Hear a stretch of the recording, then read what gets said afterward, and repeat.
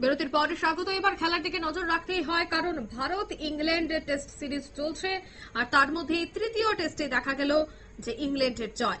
মাত্র 22 রানে হেরে গেল ভারত। দাম পেল না জাডেজার লড়াই, সিরিজে পিছিয়ে পড়ল টিম ইন্ডিয়া। বিস্তারিত সে বিষয়ে জানবো। টেলিফোন লাইনে যুক্ত হয়ে গেছে ক্রীড়া সাংবাদিক বিপ্লব চন্দ্র। বিপ্লবদা, গতকাল প্রায় 80% নিশ্চিত ছিল যে ভারত তার ঝুলিতে জয় নিয়ে আসবে, কিন্তু সিরাজের গতকালের যে আউট, যেভাবে সে আউট হলো, সেটা কোনোভাবেই যেন মেনে নিতে পারছে না গোটা দেশ। কি বলবে বিষয়টা নিয়ে? একটা জিনিস বলতে হবে যে ইংল্যান্ড হোক, ভারত হোক বা যে কেউ, সেক্ষেত্রে ক্রিকেট হলো একটা অনিশ্চয়তার গেমস। কোন সময় কোন বলার, কোন সময় কোন ব্যাটসম্যান কোন শিকার হয়, বোলিং এর শিকার হয় কিংবা রান আউটের শিকার হয় বা আম্পায়ারের চক্রান্তের শিকার হয়, সেটা কিন্তু অন্য বিষয়।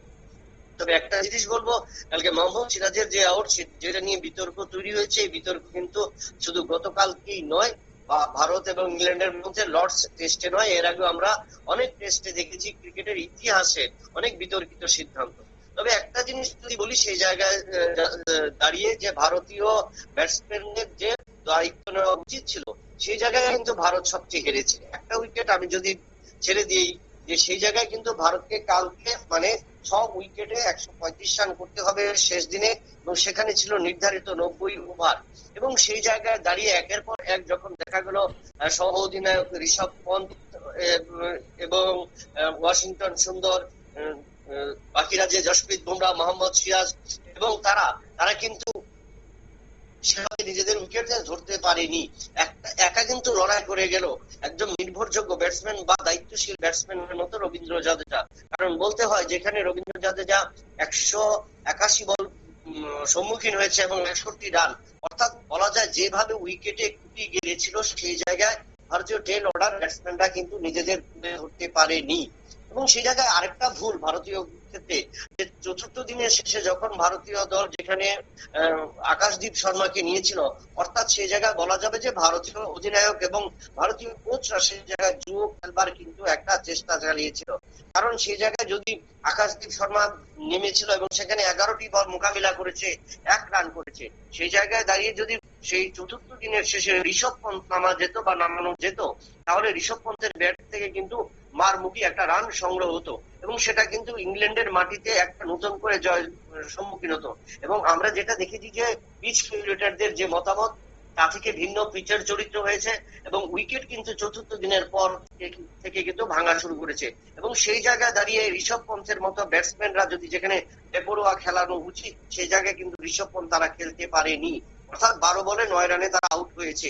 এবং এই জায়গায় আকাশদীপ শর্মাকে নামিয়ে দেওয়া চতুর্থ দিনের শেষে, সেটা ভারতের সবচেয়ে বড় ভুল, এবং সেই জায়গায় আম্পায়ারের সিদ্ধান্ত হয়েছে। কিন্তু আমি যদি বলি, সেই জায়গায় ঋষভ পন্থ গতকালকে পঞ্চম দিনের শুরুতে ঋষভ পন্থ প্যাভিলিয়নে ফিরেছে, কিন্তু এরপর রবীন্দ্র জাদেজা যদি একই জায়গায় ধরে রাখতে পারে, সকাল থেকে শেষ সময় পর্যন্ত অপরাজিত থেকেছে, সেই জায়গায় বাকি 5 ব্যাটসম্যান কেন পারলো না, সেটা কিন্তু আরেকটা বড় প্রশ্ন। এখানে বিতর্কিত আউটের সিদ্ধান্ত হয়েছে, এবং বিতর্কিত আউটের সিদ্ধান্ত হতেই পারে, এক একটা ডিসিশনে এক একটা, কারণ ক্রিকেটে এবং বর্তমানে আধুনিক প্রচুর অনেক নিয়ম প্রতিনিয়ত উঠে আসছে। এবং সেই জায়গায় যেভাবে মোহাম্মদ সিরাজ আউট হয়েছে, এবং তারপরে কিন্তু বলা যায় আগামী দিন থেকে আরো 2টো ম্যাচ বাকি রয়েছে, টেস্ট ম্যাচ বাকি রয়েছে, চতুর্থ এবং পঞ্চম ম্যাচ, এবং সেই জায়গায় ভারতীয় দল নিজেদের হেরেছে, নিজেরা পরাজিত হয়েছে, সিরিজে পিছিয়ে নিয়ে গেছে। এবং লর্ডসের মাটিতে যদি 2021 সালে এর আগে 151 রানে ভারত জয়লাভ করেছিল সেই ইংল্যান্ডের বিরুদ্ধে, সেই জায়গায় কিন্তু ভারত গতকালকে যে সুযোগ ছিল তাদের কাছে, সেই সুযোগ কিন্তু তারা কাজে লাগাতে পারেনি। তাই বলা হবে যে শুধু ভাগ্যের দিয়ে নয়, সেই জায়গায় টেল অর্ডার ব্যাটসম্যানদের আরো দায়িত্বশীল নিতে হবে, এবং গৌতম গম্ভীর সহ ইন্ডিয়ান অধিনায়ক যারা যেভাবে একটা নির্দিষ্ট ভাবে খেলার পরিকল্পনা থেকে থাকছে বা পরিকল্পনা রয়েছে, সেই পরিকল্পনা থেকে নিজের ঘুরে দাঁড়াতে হবে। যে জায়গায় আকাশদীপ শর্মাকে চতুর্দিন নামানো হলো, সেই জায়গায় মনে হয় আরো পেছনের ব্যাটসম্যান মোহাম্মদ সিরাজ বা জসপ্রীত বুমরাহ, তাদেরকে নামানো উচিত ছিল।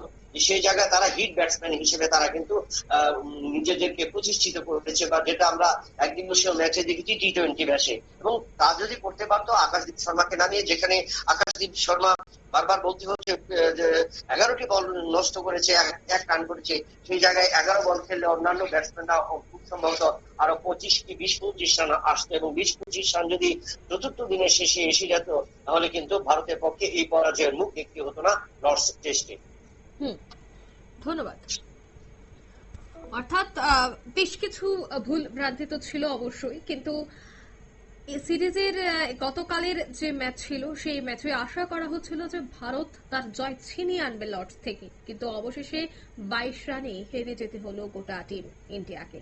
তবে হ্যাঁ, আগামী দিনের খেলাগুলি কেমন থাকে এবং কিভাবে দেখা যাবে যে লর্ডসে আবারও শুভমান গিলের ভারতীয় দল সেখানে দাপিয়ে খেলবে, তার দিকে কিন্তু নজর রয়েছে গোটা ক্রীড়া মহলের। নিয়ে নিচ্ছি ছোট্ট একটি বিজ্ঞাপন বিরতি, সব থাকুন।